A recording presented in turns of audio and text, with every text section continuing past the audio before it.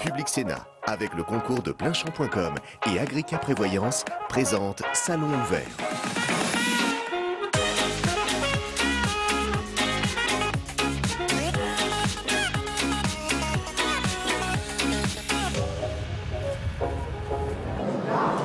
Bonjour à tous, ravi de vous retrouver pour une nouvelle édition, toujours en direct du Salon international de l'agriculture. Vous le savez, Public Sénat se mobilise depuis samedi, depuis son ouverture, pour vous faire vivre au quotidien cet événement. Vous le voyez sur ces images qui attirent des visiteurs toujours plus nombreux. On va parler ce matin de la sécurité sanitaire après de nouveaux scandales, la contamination des œufs au fipronil. Cet été, la présence de résidus de pesticides dans les fruits et dans les légumes, mais aussi l'affaire Lactalis. Eh bien, la confiance des consommateurs est de nouveau ébranlée. Ces affaires questionnent les Français sur leur sécurité sanitaire. On va bien sûr en parler avec mes invités tout au long de cette édition.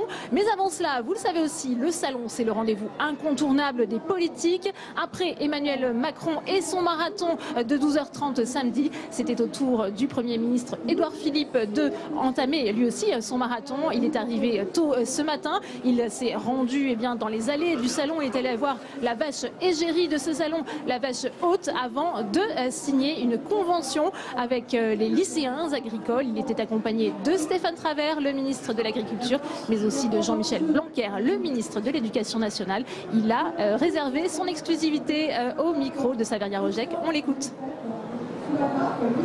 Monsieur le Premier ministre, bonjour. Quel message êtes-vous venu délivrer aux agriculteurs aujourd'hui, en particulier aux jeunes agriculteurs? Bonjour. Je suis venu au salon de l'agriculture aujourd'hui mardi, j'y serai demain, j'y serai également jeudi. Et j'ai voulu commencer cette visite par une rencontre avec des lycéens et avec des étudiants qui ont tous fait le choix de suivre des formations dans des lycées agricoles. Et je dois dire que c'est à la fois très réjouissant, très réconfortant et en même temps absolument décisif. C'est réjouissant et c'est réconfortant parce que j'ai vu des jeunes gens, des jeunes hommes, des jeunes femmes qui ont confiance, qui sont bien formés, qui abordent l'avenir avec résolution, avec envie d'apporter leur pierre, de contribuer à la richesse et à la compétitivité de l'agriculture française. Et donc ça me réjouit beaucoup.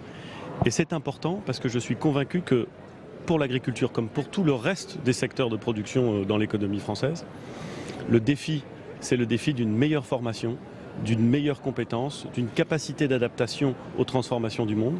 Et donc mettre l'accent, pour commencer, sur cette question de la formation, ça me semblait essentiel. Vous commencez un marathon de 3 jours ici au salon. Est-ce que 3 jours, c'est pas disproportionné, ou en tout cas c'est la preuve que le monde agricole est en crise? Non, 3 jours, c'est d'abord je serai toute la matinée ce matin. Je viendrai déjeuner ici sur le stand de la Normandie, qui est évidemment cher à mon cœur. Et puis jeudi, je reviendrai pendant la matinée pour avoir d'autres rencontres. Ce qui est important, c'est d'écouter, c'est d'expliquer ce que nous faisons, c'est de célébrer aussi l'agriculture française, qui est une grande chance pour notre pays, qui connaît des domaines dans lesquels la croissance est rapide, qui connaît aussi des secteurs en difficulté, mais qui doit affronter l'avenir avec confiance. Et nous, notre objectif, c'est de tenir les engagements qui ont été déterminés par le président de la République et de faire en sorte que nous puissions collectivement nous appuyer sur ce qui, je le dis, est une force considérable pour l'économie française. Voilà pour les premiers mots d'Édouard Philippe. Autre personnalité très attendue ce matin, c'est le patron des Républicains, Laurent Wauquiez. Après sa polémique avec Alain Juppé, pas question d'entamer une nouvelle polémique. Il s'en est plutôt pris au chef de l'État. On l'écoute. Vous savez, c'est à vous que je vais parler cash. Je suis ici au Salon de l'Agriculture pour parler des agriculteurs. Et si jamais ça ne vous intéresse pas, ce que je peux parfaitement comprendre, il ne faut pas venir au Salon de l'Agriculture. Ce monde-là, Emmanuel Macron ne le comprend pas. Il ne l'écoute pas. C'est un monde qui méprise et qui l'ignore. Combien de fois, depuis qu'il est président de la République, il est venu sur une exploitation agricole? Moi, tous les mois, je vais échanger et discuter avec des agriculteurs. Il faut un budget agricole qui reste constant. Je demande que le président de la République s'engage à ce que le budget européen de l'agriculture ne baisse pas. Et je demande de la même manière que le président de la République s'engage très clairement, en arrêtant de tortiller et de dire tout et n'importe quoi, à ne pas signer ce traité du Mercosur qui aboutira à faire rentrer une viande dont on ne veut pas sur le sol français. Et j'ai le plaisir d'accueillir ce matin mes invités sur ce plateau. Alain Houpert, bonjour, merci d'être avec nous. Vous êtes sénateur Les Républicains de la Côte d'Or. Vous êtes co-auteur du rapport de contrôle budgétaire justement sur les moyens de la politique de sécurité sanitaire et alimentaire. On va en parler ce matin. Avec moi également Michel Dantin, bonjour. Merci d'avoir accepté l'invitation de Public Sénat. Député européen, vous êtes inscrit au groupe PPE. Vous êtes membre de la commission de l'environnement, de la santé publique et de la sécurité alimentaire. Merci d'être là. J'accueille également sur ce plateau Quentin Guillemin, bonjour. Vous êtes le président de l'association des familles des victimes du lait contaminé au salmonelle. Sur ce plateau également Yves Delaine, bonjour, merci d'être avec nous. Vous êtes le vice-président du groupe Avril. Le groupe Avril, propriétaire des huiles Le Sieur, Puget, mais aussi des œufs Matine. On va en parler dans un instant. Pour nous accompagner, Gilles Salva est également sur ce plateau. Bonjour, vous êtes le directeur général du pôle recherche et référence à l'ANSES. C'est l'Agence nationale de sécurité sanitaire. Et enfin, Henri Cabanel, bonjour. Merci d'être avec nous, sénateur socialiste de l'Hérault. Avant d'aborder ce sujet, Alain Houpert, je voudrais peut-être vous faire réagir, monsieur le sénateur, si vous voulez bien, Alain Houpert, à ces propos de Laurent Wauquiez qui est venu ici s'adresser au monde agricole. On sait que dans un sondage, au Doxa, ce n'est pas la personnalité qui apparaît la plus proche des préoccupations du monde rural. Laurent Wauquiez est venu ici pour montrer qu'il était proche des agriculteurs. C'est quelqu'un qui est issu du monde rural, il est président de la région Auvergne. C'est quelqu'un qui n'est pas dans la langue de bois, malgré qu'il a été élevé dans des grandes écoles, et que ce soit un cachique de Normal Sup et de l'ENA. C'est quelqu'un qui est proche du terrain et il le montre chaque jour. Et là, aujourd'hui, on a besoin de parler cash, parce que l'agriculture, elle a changé.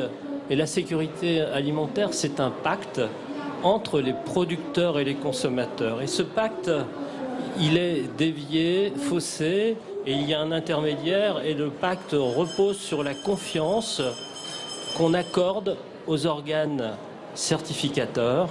Et j'ai fait avec Yannick Botrel un merveilleux rapport que je vous encourage à lire et à relire, où on explique bien que ces organismes certificateurs, c'est une raquette, mais il y a beaucoup de trous dans la raquette. Justement, on va y venir. Henri Cabanel, que vous inspirent ces récentes affaires? On en a beaucoup parlé, à la fois l'affaire Lactalis ou encore la présence de résidus de pesticides dans les fruits et les légumes. On pensait que tout ça était derrière nous. Il y a encore beaucoup de progrès à faire en matière de sécurité sanitaire? Certainement, il y a quelques progrès à continuer, à persévérer, même si nous sommes dans un pays où la sécurité alimentaire fait partie de la volonté politique de tous, et nous sommes bien placés par rapport à d'autres pays. Il y a eu certainement cette affaire Lactalis qui nous a beaucoup préoccupés, et au Sénat on a auditionné pas mal de personnes sur ce sujet-là. C'est vrai qu'il en ressort que le risque zéro n'existe pas, mais que des améliorations sont apportées. En termes de contrôle notamment, puisque sur une entreprise comme Lactalis, je le répète, il y a 10 ans de cela, la DGCCRF avait 1000 fonctionnaires de plus. Il y en a forcément 1000 de moins. Une entreprise comme celle-là était contrôlée environ 2, 3 ou 4 fois par an. Aujourd'hui, elle n'est contrôlée qu'une fois. Et elle met en place donc des autocontrôles. Des autocontrôles qui, à mon sens, donc là, par rapport à ce que vient de dire mon collègue, il y a eu certainement des trous dans la raquette parce que ces autocontrôles n'ont pas été divulgués au bon moment, ce qui a sollicité donc toute cette problématique. Au niveau des insecticides et des pesticides, certes, il y a des lobbying forts sur ces produits-là, et les agriculteurs en ont pris conscience et veulent se mettre en avant vers une agriculture durable et beaucoup plus respectueuse, sachant que donc les contrôles qui ont été effectués, 97% de ces produits rentrent dans les normes autorisées et qu'il y a à peine 3% qui sont en dehors. Et même si la volonté de l'agriculture aujourd'hui, à travers donc la loi d'avenir qui est pour une agriculture beaucoup plus respectueuse donc de l'environnement, va permettre aux agriculteurs de continuer l'effort qu'ils ont fait en termes de pesticides avec beaucoup moins d'intrants, comme c'est la volonté d'ailleurs de tous les syndicats agricoles aujourd'hui. Gilles Salva, est-ce que c'est qu'une question de moyens humains, cette sécurité sanitaire? Pas seulement une question de moyens humains, aussi une question de... Enfin, on a parlé des autocontrôles faits par les industriels. Je pense que ce qui est important, c'est effectivement la transparence de ces autocontrôles et la possibilité pour les services de l'État de régulièrement être destinataires de ces autocontrôles pour prendre des mesures qui ne seraient pas prises éventuellement de leur plein gré par des industriels, de façon à corriger des défauts dans les chaînes de fabrication. C'est vrai que jusque-là, la transmission des autocontrôles, dans la mesure où c'était des résultats d'autocontrôle, dans la mesure où les produits n'étaient pas commercialisés, n'étaient pas obligatoires, y compris quand ils étaient positifs, ce sont des choses dont il faut parler effectivement et sur lesquelles il faudra très certainement agir, parce que qu'il y ait une totale transparence de l'ensemble des résultats d'analyse qui sont alimentés par un industriel dans son usine vis-à-vis des services de l'État me paraît être une bonne mesure pour que les services de l'État puissent effectivement accompagner les mesures préventives et les mesures correctives à mettre en place. Yves Delaine, c'est vrai qu'on a appris, et c'était au Sénat, dans la bouche de Patrick Dehaumont, qui est le patron en France de la sécurité alimentaire, que finalement Lactalis n'avait pas transmis certains autocontrôles positifs. Qu'est-ce que ça vous inspire ? Je pense que le sujet de la sécurité sanitaire, d'abord, doit être étroitement lié à celui de la sécurité alimentaire. C'est-à-dire comment notre marché est approvisionné, par quel type de produits, d'où viennent ces produits et que ces produits répondent aux mêmes normes, aux mêmes règles que ceux qui sont fabriqués sur le territoire français ou européen. Ça, c'est le premier point. Le deuxième point, je suis également vice-président de l'ANIA, de l'Association nationale des industries alimentaires. Je considère que nous avons une véritable responsabilité collective. Ce n'est pas un sujet uniquement d'une entreprise qui subit une crise. D'autres entreprises ont subi des crises. Nous devons tous être mobilisés pour faire face à ces risques-là, risques sanitaires, risques de fraude. Et effectivement, l'industrie alimentaire a probablement perdu la confiance qui doit lui revenir de la part des consommateurs, sachant que les produits alimentaires, l'industrie alimentaire française en particulier, est l'une des plus sûres du monde. Elle est classée numéro 2 sur le Global Security Food Index. Donc, on n'a plus de phénomène d'intoxication alimentaire comme on les a connus par le passé. On est face à des problématiques nouvelles où une crise ne toucherait-elle qu'une toute petite partie d'un produit alimentaire touche toute la profession. Donc c'est une véritable responsabilité collective qui nécessite de l'explication, de la transparence et beaucoup de communication. Quentin Guillemin, quand vous entendez effectivement ces mots, responsabilité collective, ça vous rassure quelque part de voir cette prise de conscience de la part de l'industrie agroalimentaire ?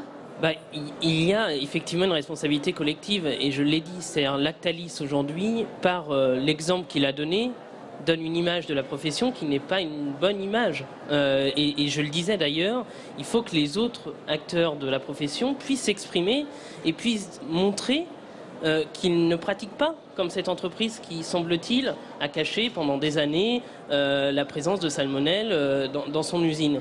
Il faut que les industriels s'expriment, il faut que les industriels puissent dire ce qu'ils font pour que les choses qui sont arrivées dans cette usine n'arrivent pas dans d'autres, et dire quand même que là on a fait, c'est pendant plus de 10 ans quand même, on a découvert, vous l'avez dit, Monsieur Dehaumont, qui dit au Sénat que finalement il y a eu des contrôles positifs pendant plus de 10 ans dans cette usine, que jamais ils n'ont été communiqués, y compris sur des produits en 2011. Donc l'argument qui consistait à dire quand ce ne sont pas des contrôles positifs sur des produits, on n'a pas besoin de les donner, là il s'avère qu'on parle de positifs sur des produits. Donc il y a des produits qui ont été détectés positivement à la salmonelle en 2011, qui ont été, on ne sait pas d'ailleurs, est-ce qu'ils ont été détruits, est-ce qu'ils ont été rappelés à l'époque ou pas, personne ne sait, personne n'est capable de dire. Là aussi il va falloir qu'on sache, et là il y a une responsabilité collective, y compris de l'État, de montrer qu'il est présent sur ce type de sujet et qu'il fait tout ce qui est en son possible pour faire en sorte que ça n'arrive pas. Michel Dantin, est-ce que ça ternit l'image de la France en Europe, ces récentes affaires ? Non, je voudrais d'abord rappeler, c'est pas ça l'a dit, nous avons la chance d'être Alors, on ne vous entend pas très bien. Peut-être on va vous amener un autre micro. Voilà, merci. Merci. Nous avons la chance d'être en Europe parmi les espaces où l'alimentation est la plus sécurisée au monde. Et effectivement, au cours de ces dernières années, de manière régulière, nous avons une affaire qui défraie la chronique. Toutes ces affaires n'ont pas la même ampleur en tant que personnes touchées, en tant que volume de chiffre d'affaires, et pourtant, elles font la même une des journaux. Donc moi, je lance aujourd'hui un appel non seulement à l'industrie agroalimentaire sous toutes ses formes, mais également aux services vétérinaires. Il faut travailler pour rouvrir nos entreprises. Le fait de faire travailler les entreprises d'agroalimentaire dans des blocos, pour des raisons sanitaires, a aussi provoqué une crainte, une angoisse. Les circuits courts ne sont qu'une réponse tout à fait partielle. Ils montrent que le consommateur veut savoir. Eh bien, donnons la chance au consommateur de savoir tout au long de la chaîne. Il faut concevoir les usines d'une autre manière pour qu'on puisse voir ce qui s'y fait. Moi, je viens d'une région, la Savoie, où les petites coopératives laitières ont depuis très longtemps su tirer profit du tourisme en faisant des circuits de visite, en cultivant ce savoir-faire et ce savoir-être. Je pense que nous avons là un nouveau challenge à relever au niveau européen. Il faut donc de la transparence dans les usines, c'est ce que vous nous dites. Alors qu'on voit sur les images Édouard Philippe, le Premier ministre, qui poursuit sa visite au sein du Salon de l'Agriculture. Je rappelle que le Premier ministre est arrivé très tôt ce matin. On va à présent retrouver Tam Tran Nui qui est à côté d'un producteur laitier justement de la Mayenne. On parlait de cette image ternie pour la filière après l'affaire Lactalis. Sa réaction, Tam Tran Nui? Oui, je suis avec Benoît Guihoulier qui est éleveur de vaches laitières dans la Mayenne et on va parler notamment de l'impact du scandale Lactalis sur cette région. Comment est-ce que ça vous a impacté, vous qui ne livrez pas à Lactalis, je le précise? Oui, personnellement, je n'ai pas été impacté par la crise Lactalis. Par contre, c'est un gros traumatisme pour notre département et notamment pour la région de l'usine concernée qui est l'usine de Cran. C'est une usine qui fait vivre énormément de familles sur ce secteur. Je crois autour de 400 salariés et toutes les familles qui vont autour. Donc pour les éleveurs, c'est d'autant plus traumatisant qu'à un moment donné, ils se sont sentis visés également au même titre que l'usine. Si finalement c'est une salmonelle qui a été trouvée à l'intérieur de l'usine, à un moment donné, les producteurs, le doute a été semé un petit peu partout. Maintenant, ce qui compte, c'est que le problème soit résolu le plus vite possible à l'intérieur de l'usine et que l'activité puisse reprendre et puis que la vie puisse reprendre un cours normal tout simplement. Est-ce que vous avez été surpris par les pratiques de Lactalis, puisque de semaine en semaine, on fait tout de même des découvertes, notamment sur les problèmes d'autocontrôle qu'il y a pu avoir à l'intérieur de l'usine et sur le fait qu'il y avait bien des salmonelles qui avaient été découvertes dans l'environnement des boîtes de lait infantile? Bon, après, moi je suis persuadé que Lactalis est une boîte sérieuse qui a mis tout en place pour gérer ces problèmes. Après, je pense que ça a été aussi... le phénomène a été accentué par la communication de Lactalis. Il y a très très longtemps qu'on connaît la méthode de communication de Lactalis avec un patron qui est très très discret, voire même plus que discret. Et je pense que ça a amplifié le phénomène durant la crise. Après, moi je suis persuadé du sérieux de l'entreprise et qu'ils vont tout mettre en place pour que les solutions soient trouvées le plus vite possible et redonner la confiance autour de leurs produits. Est-ce que vous craignez un impact sur la consommation de lait en France et le fait qu'il puisse y avoir un peu une suspicion généralisée de la part des consommateurs ? Non, je pense pas. Je pense qu'il ne faut pas tout mélanger.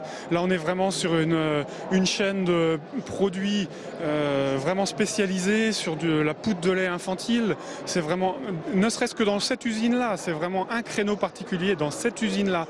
Bon, par contre, c'est sûr que ça a impacté des enfants, donc en termes d'image, c'est pas bon du tout. Et en plus, sur un produit qui est exporté aussi beaucoup à l'étranger et sur des marchés où il a fallu des années et des années pour construire cette confiance. Et là, je pense que l'impact, malheureusement, est négatif et va mettre du temps à se reconstruire. Merci beaucoup Benoît Guillier pour votre sentiment et donc par rapport à cette crise de Lactalis et la façon dont elle peut impacter les éleveurs de vaches laitières, notamment dans la Mayenne. Merci à vous Tam pour cette réaction. Qu'est-ce que ça vous inspire, Quentin Guillemin, ce propos? Lactalis, c'est une boîte sérieuse, nous dit cet éleveur laitier. Non mais moi ce que je trouve dommage, et je profite d'être ici pour le dire, parce que dans cette affaire, les éleveurs laitiers n'ont rien à se reprocher. Il faut le dire, et il faut le dire de manière haute et forte.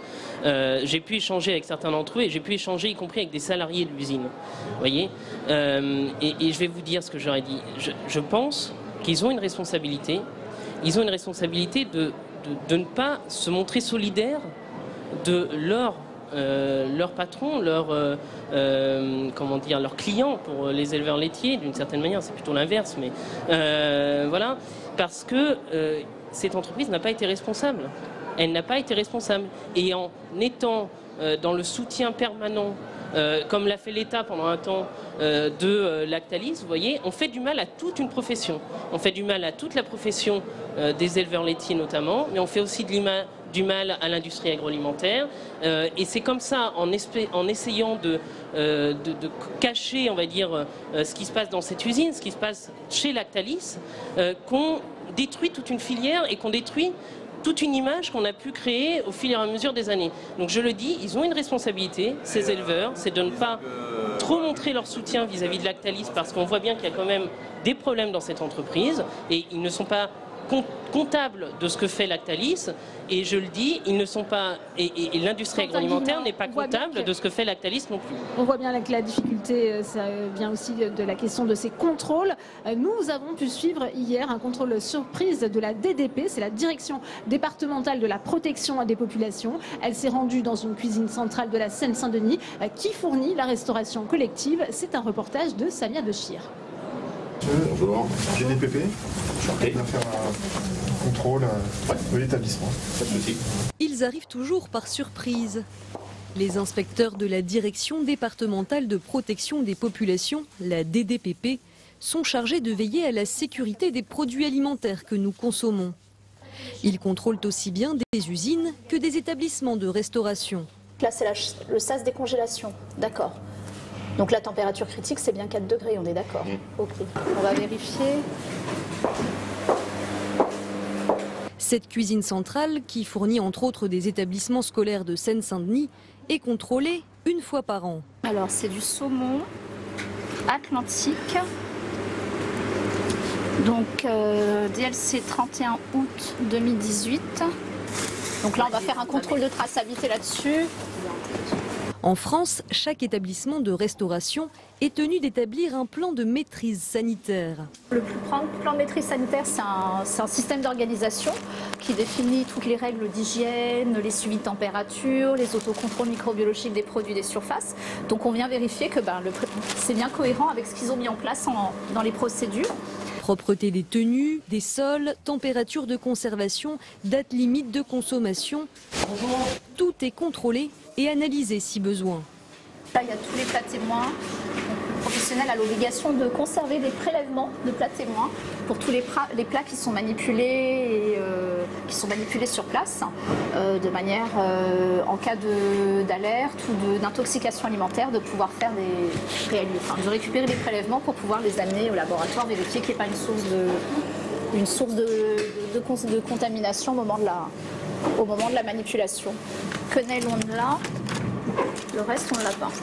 On a du mal à faire le lien entre... Mais à mon avis, je pense qu'il manque un menu. Ouais. Il manque les justificatifs de portage à domicile et les menus crèches. À l'issue de l'inspection, l'établissement est classé sur une échelle de A à D en fonction du respect des règles sanitaires. C'est un établissement où ça se passe plutôt bien ici? Oui. Pour l'instant, il y a toujours quelques observations, mais là, pour l'instant, on peut dire que c'est un établissement qui est correctement suivi. Mais les inspecteurs ont l'œil partout et il est rare que tout soit parfait. Là, c'est pas propre. Donc il va falloir nettoyer ça. L'inspection n'est pas encore totalement terminée, mais à première vue, cet établissement aura un niveau de maîtrise sanitaire B, qui est un niveau acceptable.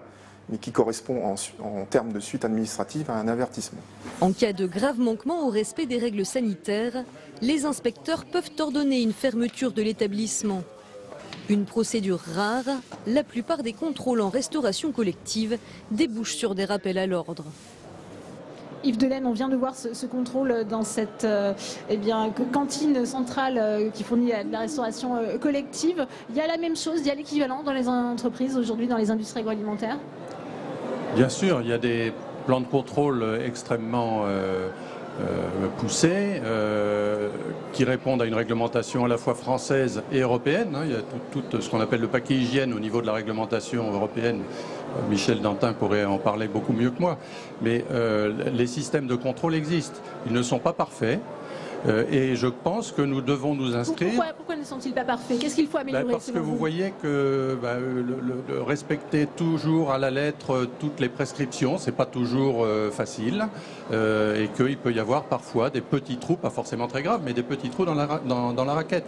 Donc moi, ce qui est important aussi, partant de constats, on ne va pas parler que de Lactalis, mais une crise, disons une crise, quelques dysfonctionnements du type de celui que vous montrez, qu'est-ce qu'on en tire comme enseignement? Moi, je crois beaucoup à une démarche que je qualifierais de plan de progrès pour améliorer la qualité de nos produits. Alors, à la fois le côté qualitatif des produits alimentaires et la garantie sanitaire. Et on pourrait prendre des exemples, mais il y a eu énormément de progrès qui ont été faits. Et il faut rester dans cette dynamique, de progrès.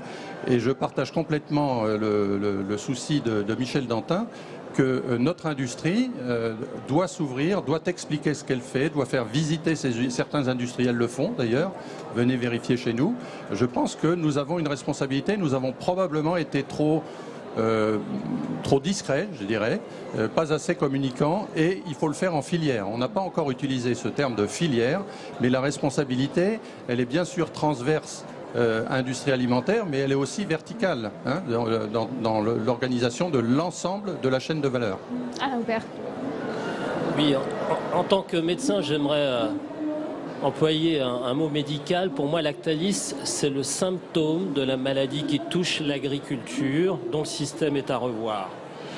Et l'affaire Lactalis, pour moi, révèle le cynisme des enseignes de la grande distribution. Et la grande distribution est devenue le véritable commanditaire des agriculteurs, alors que ça devrait être les consommateurs. Et le reportage que vous venez de nous montrer est édifiant. Que serait-il arrivé à cet organisme s'il y avait un trou dans la raquette? Alors que Lactalis, ça fait depuis 2005 qu'il y a un trou dans la raquette. Il y a une égalité de traitement et la question que j'ai à poser est: est-ce qu'on a le droit d'avoir peur quand on rentre dans la salle à manger à l'heure où l'UNESCO vient d'inscrire le repas français au patrimoine immatériel de l'humanité? Votre réaction, Henri Cabanel? Oui, je suis assez d'accord avec ce qui vient d'être dit. Mais on parlait de la restauration collective, la restauration hors domicile. Et il est évident qu'il faut encore être plus transparent, ça a été dit à plusieurs reprises, et avoir une meilleure communication. Parce que je pense que notre principal défaut, c'est toujours de montrer du doigt l'entreprise qui n'a pas marché. Sauf que quand une entreprise ne marche pas bien, il y en a 9 qui marchent bien. Et c'est ces 9-là qu'il faut mettre en avant, où il faut communiquer sur les efforts qu'ils font. Il y a beaucoup d'entreprises d'agroalimentaire qui se sont inscrites dans la responsabilité sociétale des entreprises, qui agissent pour la sécurité alimentaire et qui font tout un tas de bonnes pratiques, mais qui ne sont pas communiqué ou mal communiqué. On parle aussi de Lactalis parce qu'il y a eu 38 nourrissons hospitalisés, et donc on ne faut pas minimiser non plus ce qui s'est passé dans cette entreprise. Tout à fait, sauf que ça a été dit, les intoxications alimentaires, on en a de moins en moins, et il faut aussi communiquer là-dessus sur les efforts qui ont été faits par les différentes entreprises, par notre pays aussi, dans les réglementations en vigueur.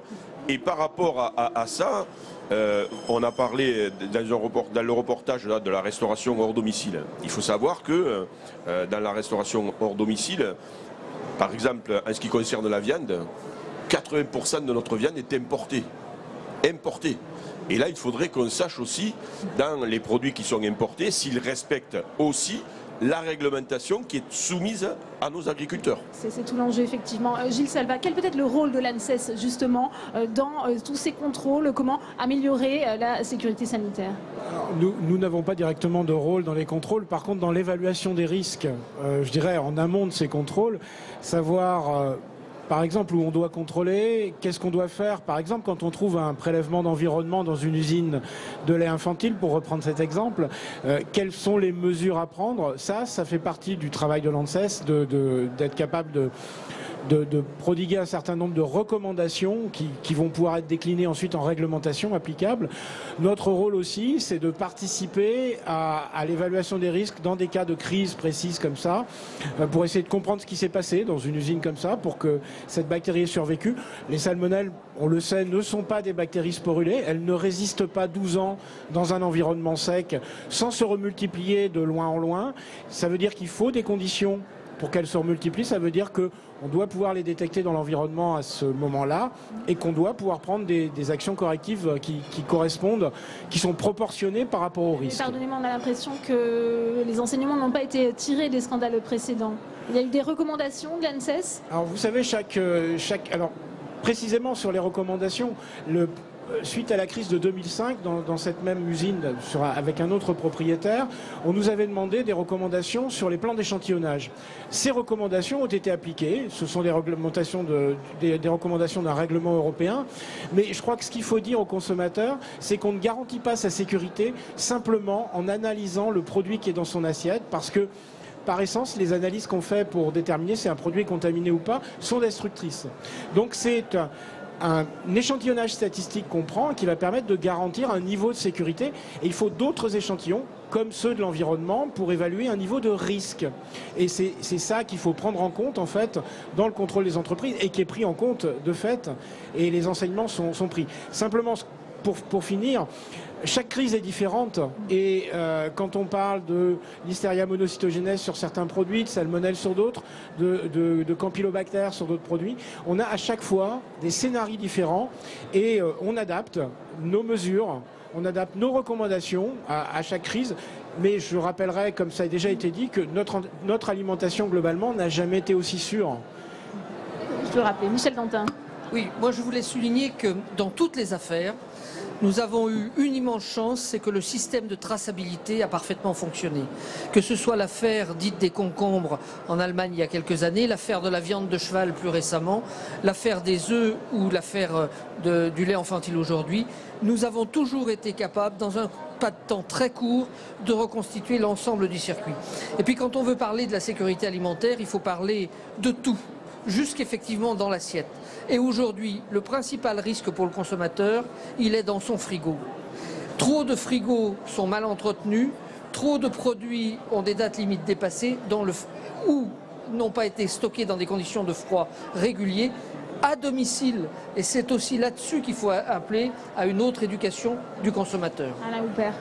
Oui, on a parlé des produits qui rentraient en Europe. Quand ils sont contrôlés à l'entrée de l'Europe et une seule fois après c'est terminé. Mais je suis très heureux d'avoir à côté de moi le directeur de l'ANSES, où on nous en a beaucoup parlé de l'ANSES dans notre rapport avec Yannick Botrel, où c'est un organisme où il y a de grands professionnels, mais qui n'ont pas les outils pour vraiment travailler.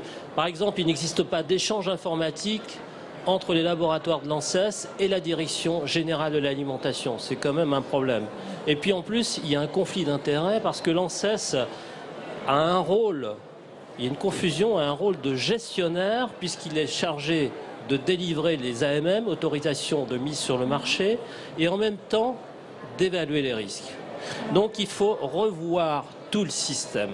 Le système ne marche pas en France. Conflit d'intérêts, Gilles Salva, comment réagissez-vous? Juste pour préciser, sur notre rôle de gestionnaire du risque, nous délivrons les autorisations de mise sur le marché pour les produits phytopharmaceutiques et les médicaments vétérinaires. Effectivement, depuis 2 ans maintenant pour les produits phytopharmaceutiques, depuis beaucoup plus longtemps pour les médicaments vétérinaires. Néanmoins, nous avons déjà des services qui sont séparés pour le faire. Et juste un exemple sur les produits phytopharmaceutiques. Alors même que nous délivrons les autorisations de mise sur le marché, nous avons un laboratoire qui travaille sur la santé des abeilles. et des avis qui sont rendus sur la santé des abeilles et qui ont mis en évidence les effets concomitants des néonicotinoïdes, des fongicides et des pathogènes sur la mortalité des abeilles. Donc je pense qu'on ne peut pas dire que nous ne travaillons pas en toute indépendance. Nous avons des procédures et des sélections de nos experts qui sont reconnus pour sélectionner des experts avec le moins possible de liens d'intérêt. Je ne dis pas de liens d'intérêt, puisque c'est parfois difficile, mais en tout cas des liens d'intérêt qui, s'ils conduisent à des conflits d'intérêt, écartent ces experts de l'évaluation collective. Cette évaluation étant collective, on a aussi une garantie qui est liée à la conférence de consensus que représente cette évaluation collective. Donc je crois qu'on ne peut pas dire que l'ANSES n'est pas indépendante. Et quant à la transmission informatique des données entre le ministère de l'Agriculture et l'ANSES, je le reconnais effectivement, elle ne fonctionne pas forcément de façon optimale. Les services de l'État vont se doter de systèmes d'information plus performants, mais ça ne nous a jamais empêché d'avoir accès aux résultats des contrôles que l'on demandait. Alors Gilles Salvan, on va retrouver Tamtra Nuit avec Gilles Tristram, c'est le directeur général d'AgroParisTech. On va voir avec vous comment on enseigne la sécurité sanitaire. On reprendra ce débat ensuite. Oui, je suis avec le professeur Gilles Tristram, également directeur général d'AgroParisTech. Alors on l'a vu, il y a de plus en plus de scandales sanitaires qui font la une de l'actualité. Alors est-ce qu'au niveau de l'enseignement, c'est devenu une matière qui est de plus en plus enseignée ou est-ce qu'elle l'a toujours été?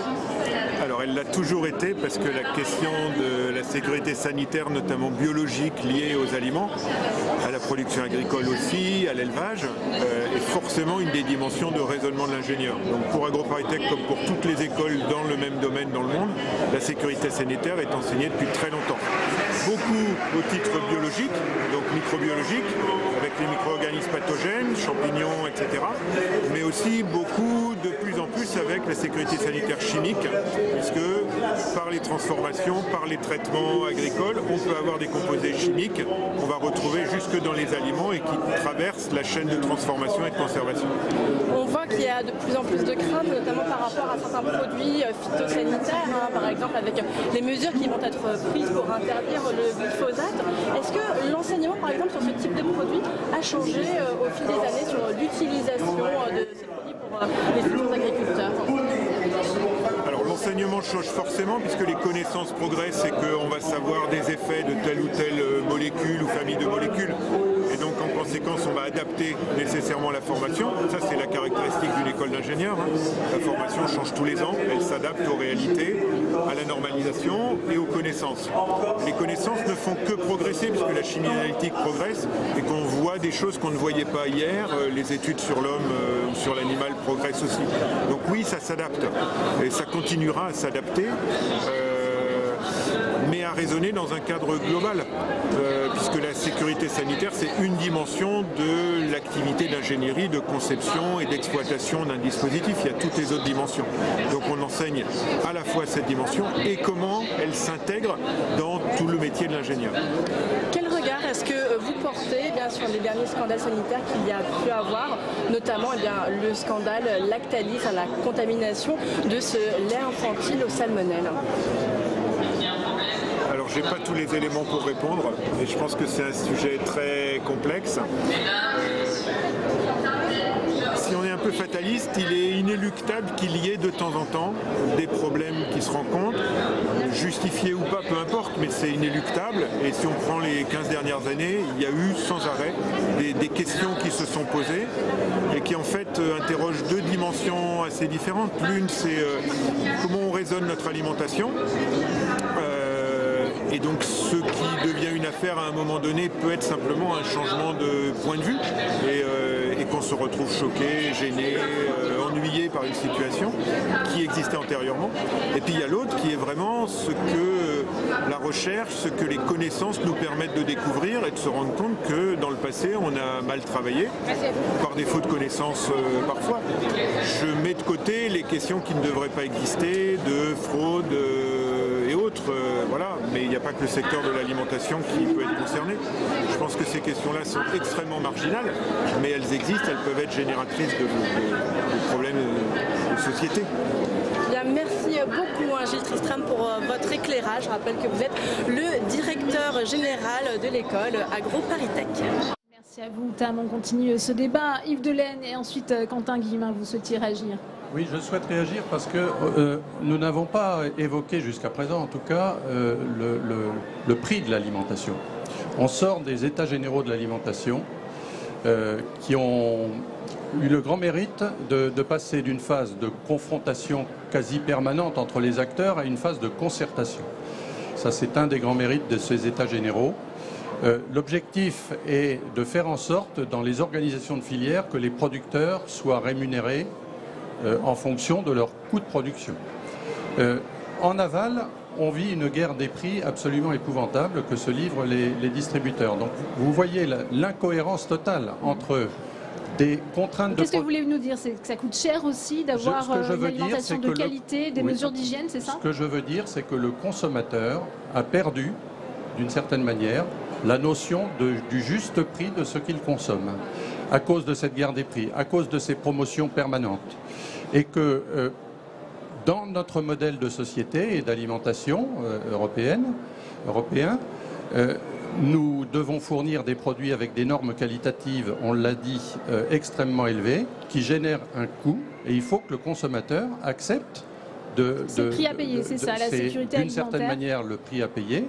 Et il faut que les contrôles qui s'effectuent sur les importations de produits garantissent que les produits qui rentrent en Europe répondent aux mêmes normes de production que les produits européens. 70% de la production agricole française est transformée par l'industrie agricole française. Donc vous voyez, on est vraiment dans un débat de filière et dans un changement de paradigme complet. Quentin Guillemin. Oui, moi, d'abord, je réagis là à ce qui vient d'être dit. Je crois que les gens qui fixent les prix aujourd'hui, ce sont bien les distributeurs. Et ce sont bien l'industrie agroalimentaire, donc ce n'est pas les consommateurs qui fixent les prix.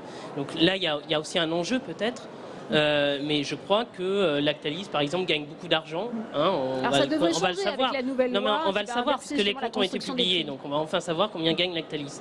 Mais simplement, c'est eux qui fixent les prix. Donc la sécurité alimentaire, personne, aujourd'hui, on a une exigence, effectivement, nous, consommateurs, de la sécurité alimentaire, des produits qu'on donne à nos enfants notamment, pour l'affaire Lactalis. Et donc, on attend que cette sécurité, elle soit respectée. Et on en paye le prix. Le prix d'une boîte de lait, vous savez combien il est. Donc, on en paye le prix. Donc, aujourd'hui, on attend à ce qu'il y ait cette sécurité au bout du compte. Vous savez, la note qui avait été donnée, puisqu'on a parlé de notes tout à l'heure, la note qui avait été donnée à cette usine de Cran, c'est la note A. La note A. Et on voit ce qu'il en est aujourd'hui. Donc, j'aimerais aussi dire qu'à un moment donné, il y a peut-être des choses à réfléchir de ce côté-là. Comment peut-on donner une note A à ce type d'entreprise? Et juste pour finir là-dessus, je voudrais simplement dire, parce qu'on ne peut pas minorer non plus ce qui s'est passé dans cette affaire, il y a eu un certain nombre d'enfants hospitalisés, il y a eu des enfants qui ont été intoxiqués qui ont vécu une intoxication alimentaire, des nourrissons de quelques semaines, et ça a des impacts sur leur santé, y compris dans l'avenir. Henri Cabanel. Oui, au niveau donc de ce qui vient d'être dit par mon voisin sur à la fois la guerre des prix et sur la distribution qui en fait mène une politique depuis déjà quelques années entre elles de guerre des prix. Nous, ce qu'on souhaite, c'est qu'effectivement ce soit le juste prix à l'achat et à la revente. Au niveau des états généraux de l'alimentation, on a pu découvrir quand même que la grande distribution, il a fallu un petit moment pour qu'ils nous disent quel était le coût de la distribution. Et on s'aperçoit très bien dans leur méthode qu'ils sont capables de vendre des produits qui ne correspondent pas au coût de la distribution. Ça veut dire que ce n'est pas des philanthropes. Ils se rattrapent sur d'autres produits. Donc là, il faut que effectivement le législateur, et la loi certainement le permettra, éviter donc de vendre au niveau des promotions, comme le porc par exemple, où 70% des volumes sont vendus en promotion, et qu'il y ait exactement le juste prix en termes d'achat et en termes de vente. Mais si on a le sentiment aujourd'hui que si on veut un produit de qualité, il faudra forcément payer beaucoup plus cher. On ne peut pas forcément entendre ces arguments. C'est pas automatique ça, c'est pas automatique. Ce qu'il faut, parce qu'on vit quand même dans des situations paradoxales. On parle de la sécurité alimentaire au niveau français Et à côté de ça, on passe des accords de libre-échange avec d'autres pays. On a parlé sur le reportage, dans le dernier reportage, du glyphosate. Ça a évoqué pas mal de débats. Mais dans le CETA, par exemple, au niveau donc, de l'accord de libre-échange avec le Canada vient d'autoriser le glyphosate pour 15 années supplémentaires. Et ils exportent 15 millions de tonnes de blé. Et dans les accords que nous avons, forcément, il y a du blé qui risque de venir en France. Donc, moi, ce que je souhaite, à travers donc, les propos qui ont été faits par le président de la République, qui, je le rappelle, s'était engagé à ne pas surtransposer les règles européennes, là, il le fait en voulant interdire le glyphosate d'ici 3 ans. Peu importe. Mais il faut que, parallèlement, il y ait vraiment une politique de transparence et de traçabilité qui permette aux consommateurs, dans l'acte d'achat, de pouvoir avoir cette transparence-là. J'ai posé la question au ministre Travers sur un exemple bien précis. Quand le citoyen lambda va à sa boulangerie chercher une baguette de pain, mais il faut qu'il puisse savoir d'où vient le blé, qui a fait la farine pour faire son pain. Parce que si on n'a pas ça, mais la responsabilité du législateur qui est d'assurer la sécurité alimentaire et la sécurité des Français, eh bien, elle n'est pas parfaite. Michel Dantin, la traçabilité, la qualité, la sécurité alimentaire, elle se fait forcément à un coût et au détriment peut-être aussi du consommateur? Oui, d'abord il faut être précis, il y a 2 formes de qualité. Tout produit qui est commercialisé est normalement un produit de qualité sur le plan des préceptes de vente et notamment sur les aspects sanitaires. Et puis il y a ensuite dans notre culture latine ce qu'on appelle les produits de qualité qui sont les produits plus typiques avec des circuits plus courts qui font l'objet de signes de qualité. Je pense qu'il ne faut pas se tromper. Le deuxième restera un produit de niche. Le premier, c'est l'aspiration normale de tout consommateur. Ce que je voudrais également préciser, c'est que certes l'Europe importe, mais nous sommes les premiers exportateurs au monde, et notamment les premiers exportateurs au monde de produits agricoles. Lorsque nous passons un accord avec le Canada, nos filières viticoles, nos filières laitières y ont intérêt. Alors effectivement, il y a une interrogation autour de l'importation de viande, mais il faut voir la globalité des échanges. Nous avons une production agricole en Europe qui permet de nourrir 500 millions de consommateurs, mais qui a aussi besoin d'exporter. On se met en danger en important du bœuf, notamment des pays d'Amérique latine. C'est l'enseignement qu'il faut tirer de cette situation à la mon père. Nous parlons aux Français, nous parlons du juste prix. C'est quoi le juste prix? C'est la sécurité alimentaire, mais c'est aussi l'éducation alimentaire. Nous sommes ici dans la vitrine de l'agriculture, la première ferme de France, la French Food, le French Paradox, le pays où on mange le mieux, où on est le plus slim, où on vit longtemps, et on voudrait nous imposer des méthodes anglo-saxonnes avec des produits qui viennent du diable vauvert, nourris avec des hormones, et dans des pays où règne l'obésité et le mal-être. Voilà, je pense qu'il faut éduquer nos consommateurs à mieux manger. Pierre Rabhi disait la sobriété heureuse. Est-ce que nous avons besoin de manger 2 fois par jour de la viande? Non, il faut manger de la viande de façon raisonnée et la payer honnêtement à l'agriculteur. C'est l'agriculteur qui doit faire le prix et ça ne risque pas d'arriver parce que nous sommes dans une période de renégociation de la PAC qui risque de encore être mal négociée. On risque encore de faire baisser les prix et aller vers le plus bas. Ce que je veux, puisqu'on est en France, c'est qu'on tire vers le haut la France et qu'on tire vers le haut l'alimentation et la ferme française. Alors Alain Houpert, avant de continuer ce débat, on va retrouver Saveria Rojek qui a pu interroger ce matin Jean-Michel Blanquer, le ministre de l'Éducation nationale. Écoutez son message à la jeune génération. Bonjour Monsieur Blanquer, merci de répondre à nos questions. Vous venez à l'instant avec le Premier ministre de signer une convention sur les jeunes. Quel est le message justement que vous êtes venu délivrer aux agriculteurs et en particulier aux jeunes agriculteurs en tant que ministre de l'Éducation nationale? C'est une convention signée entre le ministère de l'Agriculture et le ministère de l'Éducation nationale, en présence du Premier ministre. Elle signifie beaucoup de choses. D'abord, c'est emblématique du lien qui existe entre les deux ministères, parce que nous voulons montrer à quel point les lycées agricoles sont complémentaires de ce qui se passe dans le cadre de l'éducation nationale. C'est l'occasion de souligner que c'est des lieux très intéressants, à la fois par la nature des formations qui ont lieu, mais aussi par la pédagogie, par aussi la vie scolaire qui s'y passe, puisque beaucoup de lycées agricoles comportent des internats et donc offrent des possibilités de vie différentes pour les élèves. Donc au travers de cette convention, nous signifions que nous allons faire davantage de publicité pour l'enseignement agricole au collège en particulier, pour que les élèves aient l'idée de ces carrières qui mènent vers bien des choses. Mais aussi, nous allons plus coopérer sur les enjeux d'innovation pédagogique. Par exemple, vous savez, on parle beaucoup de l'impact des nouvelles technologies sur l'agriculture. C'est important de regarder cela ensemble. Et puis en ce moment, vous le savez, nous sommes engagés dans une profonde réforme du baccalauréat et donc du lycée, et une profonde réforme de l'apprentissage et du lycée professionnel. Tout ceci résonne sur l'enseignement agricole et c'est normal de voir ça ensemble. Monsieur le ministre, quand on voit aujourd'hui qu'un agriculteur sur 3 en France, 1 sur 3, gagne moins de 350 € par mois, comment vous, en tant que ministre de l'Éducation, comment on peut dire aux jeunes, choisissez ce métier? Parce que d'abord, il y a beaucoup de choses qui vont évoluer. La situation que vous décrivez, elle a vocation à évoluer. C'est le sens de l'ensemble des mesures qui sont prises par le gouvernement pour l'agriculture. La réalité, ce sont les... Bien sûr, mais c'est ce que nous essayons de dessiner, c'est aussi une France du 21e siècle, avec des revenus plus décents pour les agriculteurs. Ces choses-là ne se réalisent pas en un jour, mais ça passe par toutes les évolutions que nous souhaitons pour l'agriculture, et puis les évolutions du monde rural. Nous sommes très engagés pour un renouveau du monde rural. Ça passera par exemple par le plan internat que je suis en train de préparer pour qu'il y ait des internats ruraux qui revivent en France dans le futur. Cela passe aussi par les nouveaux métiers qui vont exister dans le monde rural. Donc nous y croyons, nous y travaillons, et c'est aussi pour être acteurs de cela que les jeunes peuvent s'engager dans toute forme d'enseignement, y compris l'enseignement agricole, qui les amèneront à travailler parfois en milieu rural. Très bien, merci beaucoup, merci d'avoir répondu à la question. Merci. Merci à vous, Saveria. Il ne reste plus beaucoup de temps de débat. Je voudrais qu'on vienne avec vous, Yves Delaine, aussi sur les conséquences parfois de ces scandales, sur la réorganisation des filières. Par exemple, en ce qui concerne les œufs, on sait que la grande distribution s'est engagée. Il n'y aura plus d'œufs issus d'élevage cage d'ici 2025. Ça oblige aussi une réorganisation des filières, ces difficultés, ces scandales sanitaires? Bien sûr.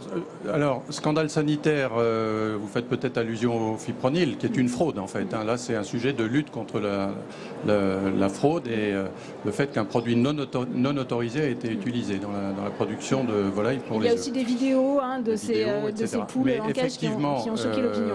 Effectivement, il y a des changements de modèle de production qui doivent être certainement mieux anticipés que dans l'exemple des œufs, puisque maintenant le consommateur demande des œufs de plein air, des œufs bio, des œufs de plein air, et des œufs standards dont la part de marché va se réduire de manière extrêmement forte.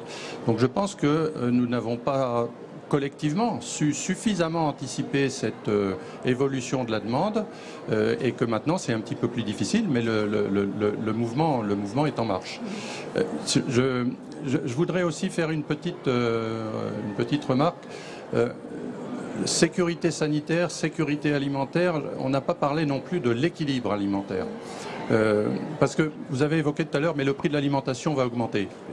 Non, peut augmenter. Les études qui ont été faites montrent que c'est inférieur à 1% sous l'effet de la nouvelle loi. Pourquoi? Parce que la très très grande majorité des produits répondent déjà aux normes de qualité. Donc le coût pour la société sera faible. Mais ce qu'il faut absolument, et je rejoins le ministre de l'Éducation, il y a tout un cheminement à opérer pour que l'éducation alimentaire se fasse dès le plus jeune âge, tourner vers l'équilibre alimentaire, le fait, on a évoqué des phénomènes de transition alimentaire qui vont aller vers plus de végétal et peut-être moins d'animal. Tout ça, ça se prépare dès le plus jeune âge. Et finalement, l'alimentation, c'est quand même la grande richesse de notre pays. La gastronomie, c'est la santé, c'est le goût, le plaisir. Et ça, il faut absolument le conserver. Gilles Salva, sur quoi travaille l'ANSES justement? On parlait de ce risque zéro. Est-ce qu'on peut tendre vers un risque zéro? On peut tendre vers un risque de plus en plus faible. C'est ce qu'on fait tous les jours en améliorant nos techniques d'analyse, en améliorant les techniques d'échantillonnage, d'investigation. Mais en fait, on a aussi des risques nouveaux qui vont apparaître parce qu'il y a des émergences de l'animal à l'homme. La plupart des maladies qui émergent sont des maladies qui viennent de l'animal. Donc on doit se doter des outils pour les anticiper et on les a pour un certain nombre d'entre eux. On doit aussi être à l'écoute. On parlait des nouveaux systèmes d'élevage tout de suite et de l'élevage en cage par rapport à de l'élevage au sol ou en plein air. C'est assez symptomatique de la réglementation sur les grandes cages qu'on a dites aménagées avec des perchoirs qui respectent mieux le bien-être des poules. Elle est d'application obligatoire depuis 2012. Donc c'est très récent. Et il y a un certain nombre d'éleveurs qui ont fait cet investissement, tous les éleveurs qui voulaient continuer sur les poules en cage.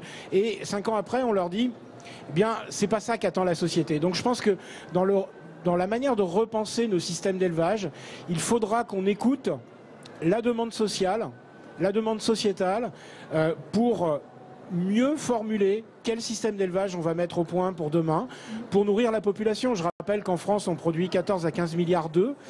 On ne peut pas produire ces œufs uniquement avec des poules en liberté. Donc il faut penser d'autres systèmes d'élevage qui soient socialement et sociétalement acceptables et qui garantissent un niveau de sécurité sanitaire de très bon niveau.